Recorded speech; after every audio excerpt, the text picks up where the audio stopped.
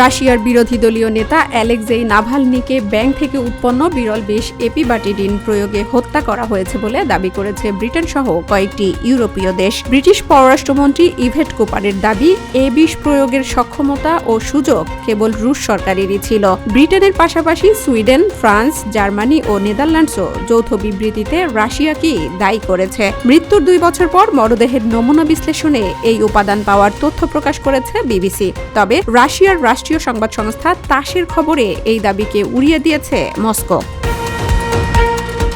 ইরানের পারমাণবিক ও ব্যালিস্টিক ক্ষেপণাস্ত্র কর্মসূচিতে চাপ বাড়াতে মধ্যপ্রাচ্যে আরেকটি বিমানবাহী রণতরী পাঠানোর ঘোষণা দিয়েছেন মার্কিন প্রেসিডেন্ট ডোনাল্ড ট্রাম্প। হোয়াইট হাউসে দেয়া বক্তব্যে তিনি জানান, ইউএসএস জেরাল্ড আর ফোর্ড শীঘ্রই ক্যারিবীয় অঞ্চল থেকে মধ্যপ্রাচ্যের উদ্দেশ্যে রওনা হবে। ট্রাম্প হুঁশিয়ারি দিয়ে বলেন, আলোচনায় অগ্রগতি না হলে তা ইরানের জন্য ভয়াবহ হবে। এর আগে আব্রাহাম লিঙ্কন সহ একাধিক যুদ্ধজাহাজ মোতায়েন করেছে আমেরিকা। এদিকে ইসরায়েলি প্রধানমন্ত্রী বেনিয়ামিন নেতানিয়াহুও ইরান ইস্যুতে কঠোর অবস্থানের ইঙ্গিত দিয়েছেন।